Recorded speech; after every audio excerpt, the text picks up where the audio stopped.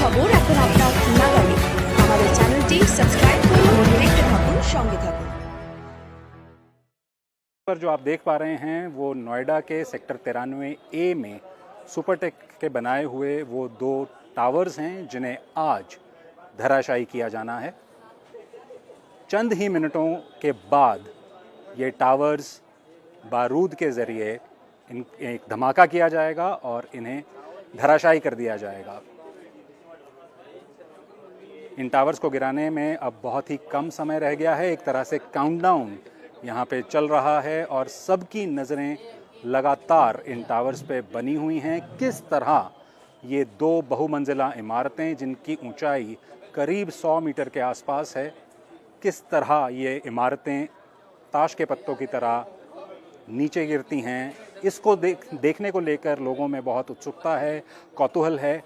इस इलाके में एक बहुत बड़ी बैरिकेड दी गई है। इन टावर्स के आसपास लोगों को आने जाने की इजाज़त नहीं है। साथ की रेजिडेंशियल जो कॉलोनीज़ हैं वो खाली करवा ली गई हैं, लेकिन इन टावर्स से दूरी पर जो कुछ बहुमंजिला इमारतें हैं वहाँ पे लोग अपनी छतों पर और अपनी बालकनीज़ में आकर इन टावर्स के गिरने का नज़ारा देखने की कोशिश कर रहे हैं। हम इसी तरह की बिल्डिंग में हैं जो इन टावर्स से करीब 1 किलोमीटर के फासले पर स्थित है और दिनों से, कई महीनों से तैयारी चल रही थी इन टावर्स को गिराए जाने की। आपको याद दिला दें, पिछले साल सुप्रीम कोर्ट ने इलाहाबाद हाई कोर्ट के उस फैसले पर अपनी मोहर लगाई थी जिसमें यह फैसला किया गया था कि इन दोनों टावर्स को ध्वस्त किया जाएगा। इन्हें ध्वस्त करने की वजह यह है कि वायलेशंस पाए गए नॉर्म्स में। बहुत से नियमों और कानूनों को ताक पर रखकर इन 2 टावर्स को बनाया गया। जिस तरह की इजाज़तें सुपरटेक को मिली थीं, उन इजाज़तों की अवहेलना करके और जिस तरह से एक भ्रष्टाचार का एक मसला इस पूरे प्रकरण में सामने आया कि जिस तरह से इजाज़तें जो मिली उससे कहीं अधिक जाकर बिल्डर ने ये कंस्ट्रक्शन की। इस टावर के एक तरफ ATS विलेज नाम की एक हाउसिंग सोसाइटी है, दूसरी तरफ एमरल्ड कोर्ट नाम की एक सोसाइटी है।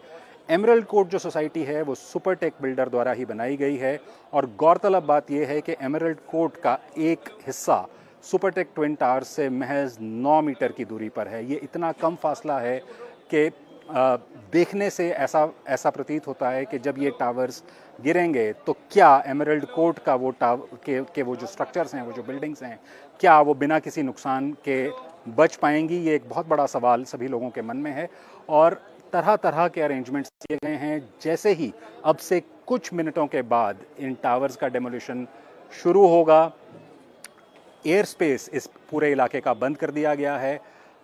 ये बताया जा रहा है कि जैसे ही ये टावर्स गिरेंगे एक मिट्टी और धूल का एक गुबार उठेगा और जो कई दिनों तक इस इलाके में रहने की आशंका जताई जा रही है। सेहत को लेके बहुत सी चिंताएं जताई जा रही हैं। डस्ट पार्टिकल्स और जो कंक्रीट और सीमेंट के जो बहुत माइन्यूट पार्टिकल्स हवा में सस्पेंडेड रहेंगे कई दिनों तक, उससे लोगों को सांस से जुड़ी हुई समस्याएं आ सकती हैं। नोएडा में 3 प्राइवेट अस्पतालों को स्टैंड बाय मोड पर रखा गया है। वहाँ पे हॉस्पिटल बेड्स को आरक्षित किया गया है। किसी भी दुर्घटना से निपटने के लिए अगर किसी भी तरह की कोई यहाँ पे इस तरह की बात होती है या दुर्घटना होती है या किसी को किसी किस्म की कोई चोटें आती हैं तो उसके लिए इंतज़ाम किए गए हैं। एक बहुत बड़ी पुलिस प्रेजेंस लगाई गई है। फायर टेंडर्स यहाँ पे लगे हुए हैं, NDRF की टीम्स हैं, क्विक रिएक्शन टीम्स हैं, डिज़ास्टर मैनेजमेंट की एक पूरी मशीनरी इस वक्त इन टावर्स के आसपास ये सुनिश्चित करने की कोशिश कर रही है कि इन टावर्स का जो डेमोलिशन है वो बिना किसी दिक्कत के पूरा कर लिया जाए। और मैं अपने सहयोगी सिराज से दरख्वास्त करूँगा कि वो अपने कैमरे को पैन करें और इन टावर्स के ऊपर उसे रखें और किसी भी क्षण ये टावर्स, जिस तरह से बताया गया है कि 2:30 बजते ही एपेक्स और सयान, ये 2 टावर्स हैं, इनमें बारूद को चिंगारी दिखाई जाएगी। सयान नाम के टावर में जो एपेक्स से ऊंचाई में थोड़ा ही कम है, उसमें ये चिंगारी दिखाने का काम पहले किया जाएगा और उसके कुछ ही सेकंड बाद एपेक्स में जो बारूद लगाया गया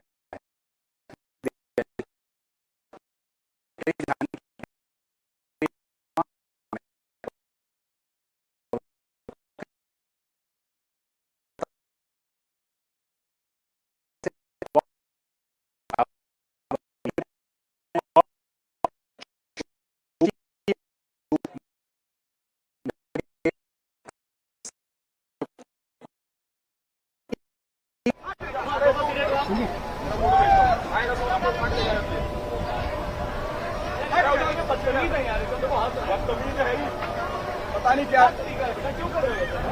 हो जाएगा भाई, छोटे छोटे बच्चे काटे, कुछ हो जाएगा उनको। गिर गए तो आप दिखा रहे हो तो अभी बच्चा गिर जाएगा छोटा सा।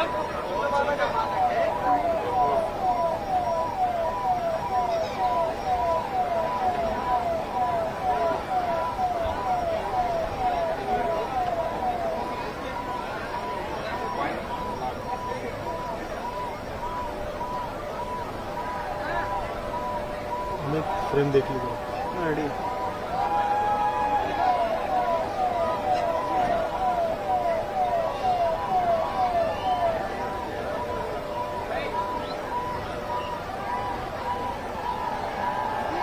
समझ नहीं रहे हम तो डर होने लगा।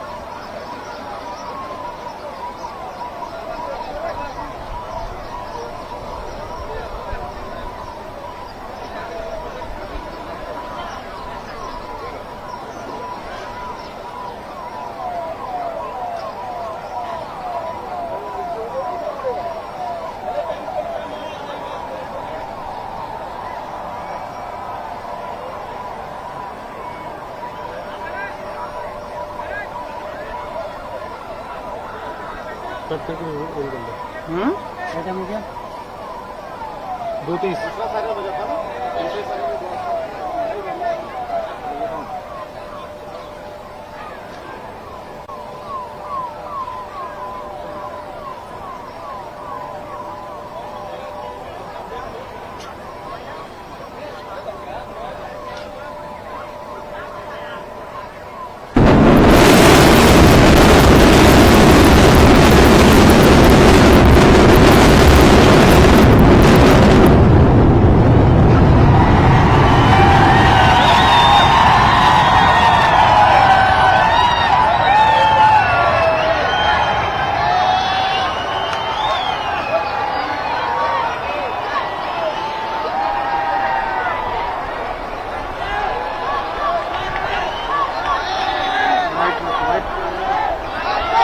वाइटिंग कर दिया।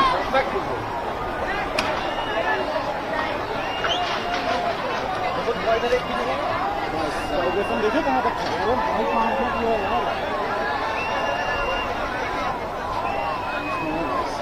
देखो टेढ़ा हुआ बिल्डिंग के गुबार में पूरी तरह समा गए हैं और आखिरकार कई महीनों की तैयारी के बाद इन ट्विन टावर्स को आज ध्वस्त कर दिया गया है। और जैसा कि कंपनी का दावा था, इसे ध्वस्त करने में जो समय बताया जा रहा था 12 सेकंड का, यहाँ से देखने पर ऐसा लग रहा है कि जिस तरह के दावे और जिस तरह के आश्वासन दिए जा रहे थे, जो कार्रवाई है वो बिल्कुल उसी तरह से हुई है। टावर्स को गिरने में बिल्कुल भी कोई ज़्यादा समय नहीं लगा है। लेकिन अब बड़े सवाल इसके बाद शुरू होंगे, लेकिन उसके बारे में हम चर्चा थोड़ी देर में करेंगे। मैं अभी सिराज से ये दरख्वास्त करूँगा कि वो आपको ये नज़ारा लगातार दिखाते रहें कि जहां अभी थोड़ी देर पहले तक सुपरटेक ट्विन टावर्स खड़े थे, अब वहां पर धूल, मिट्टी और धुएं के गुबार के सिवाय और कुछ भी नहीं है।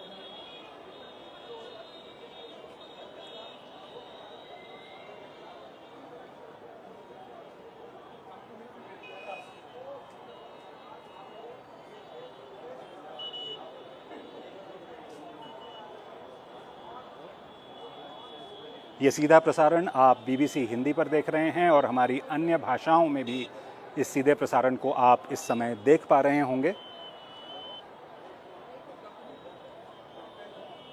आज के दिन की सबसे बड़ी खबर भारत से यही है कि 2 बहुमंजिला इमारतें, 100 मीटर ऊंची 2 बहुमंजिला इमारतें, जिन्हें भारत की सुप्रीम कोर्ट ने पिछले साल अवैध ठहराया था, आखिरकार महीनों की तैयारी के बाद आज उन दोनों इमारतों को ध्वस्त कर दिया गया है, उन्हें नीचे गिरा दिया गया है।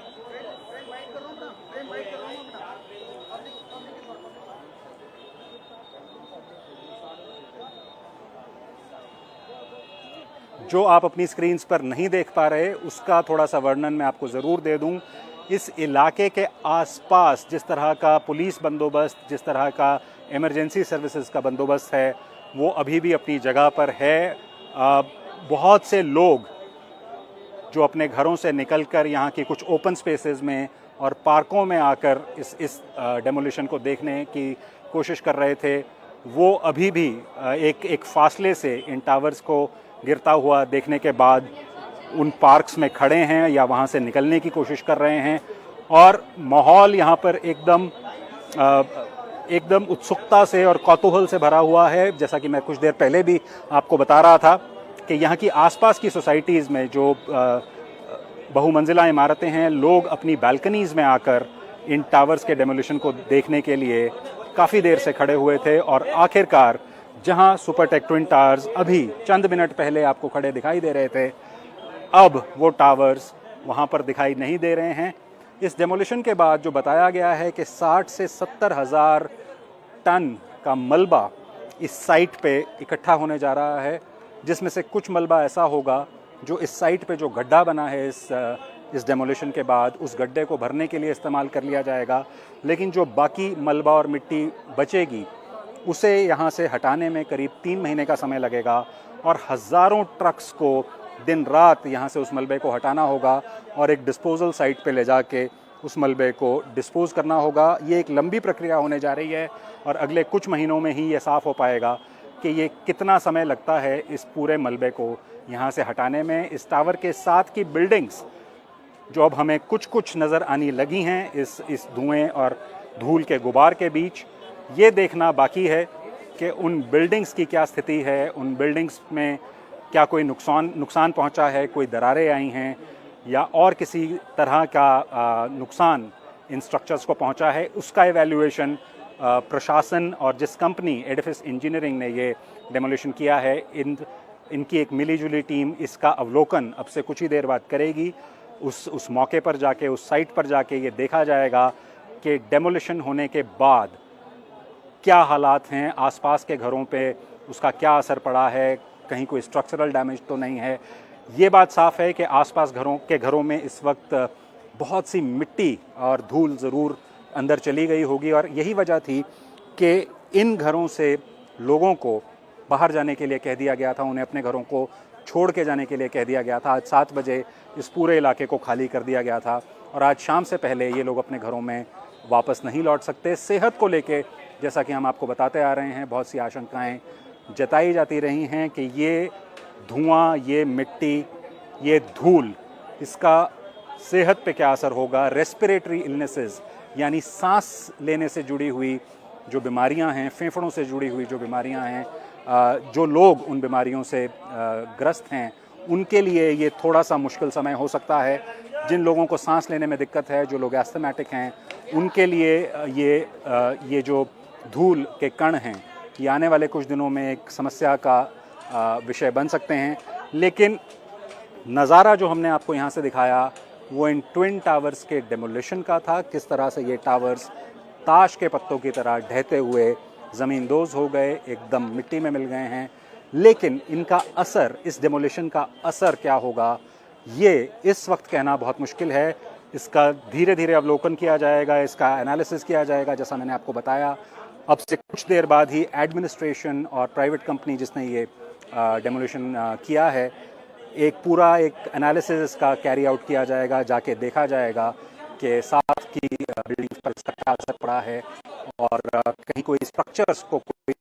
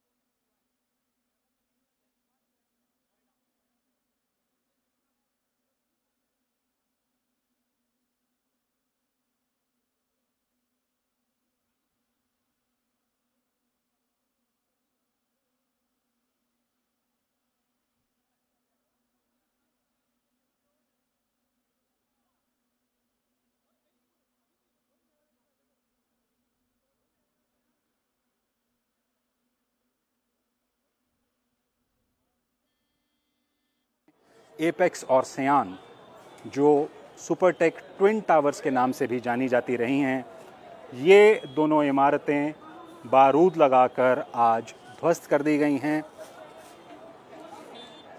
उन्हें ज़मींदोज़ कर दिया गया है। और आप देख सकते हैं जहां ये दो टावर्स कुछ पल पहले खड़े थे, वहां पर अब जो नज़र आ रहा है वो सिर्फ एक मलबे का ढेर है, एक छोटा सा मलबे का पहाड़ आप देख सकते हैं जो आपको उस जगह पर दिखाई दे रहा है। इसके साथ बाईं तरफ पर आपको स्ट्रक्चर नजर आ रहा है, वो एमरल्ड कोर्ट सोसाइटी का स्ट्रक्चर है।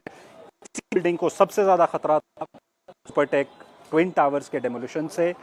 ये देखा जाना बाकी है कि इस डेमोलिशन का एमरल्ड कोर्ट के इन स्ट्रक्चर्स पर क्या असर पड़ा है। जो दाहिने हिस्से में आप विजुअल्स देख पा रहे हैं, उस मलबे के पहाड़ के दाईं तरफ वो एटीएस विलेज है। सुपरटेक ट्विन टावर्स और एटीएस विलेज के बीच फिर भी थोड़ा सा ज़्यादा फासला था, तो आशंका कम जताई जा रही थी कि शायद एटीएस विलेज के स्ट्रक्चर्स को इतना ज़्यादा डैमेज नहीं होगा। लेकिन इस स्थिति में अभी ये कहना बहुत ही मुश्किल है कि क्या इन बिल्डिंग्स को, इन टावर्स को किसी किस्म का नुकसान पहुंचा होगा या नहीं। वो एक एनालिसिस और एक अवलोकन के बाद ही इस बात को कहा जा सकेगा कि इस डेमोलिशन का आसपास की बिल्डिंग्स के ऊपर क्या असर पड़ा है। मैं सिराज से दरख्वास्त करूंगा कि वो इसी नज़ारे पे बने रहें और आपको नज़दीक से दिखाते रहें वो जगह जहां पे कुछ मिनट पहले सुपरटेक के ट्विन टावर्स खड़े थे, और अब आपको वहां जो नज़र आ रहा है वो सिर्फ एक मलबे का पहाड़ है।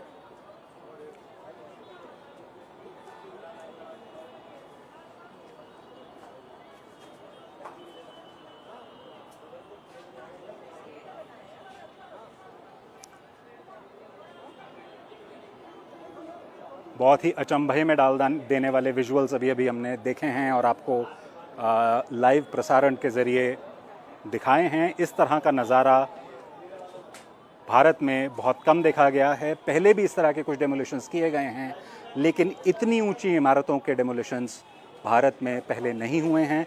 तो ये एक बहुत बड़ा केस स्टडी के तौर पर भी इसे देखा जा रहा है कि इस तरह के डेमोलिशंस करने में कितने सक्षम हैं भारत की अथॉरिटीज़ और भारत की एजेंसीज़।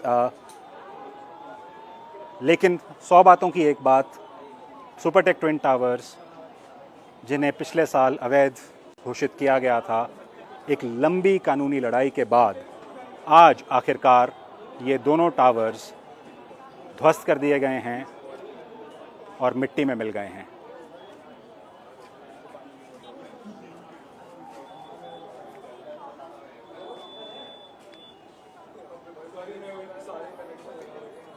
और इस ब्रॉडकास्ट में आपका हमारे साथ जुड़ने के लिए बहुत बहुत धन्यवाद। ख़त्म करने से पहले इस नज़ारे को देखकर मुझे कवि गोपाल दास नीरज की कुछ पंक्तियाँ याद आ रही हैं जो मैं आपसे साझा करना चाहूँगा। उनकी एक कविता में उन्होंने कहा था, स्वप्न के फूल से मीत चुभे शूल से, लुट गए सिंगार सभी बाग के बबूल से, और हम खड़े खड़े बाहर देखते रहे, कारवां गुजर गया गुबार देखते रहे, कारवां गुजर गया गुबार देखते रहे।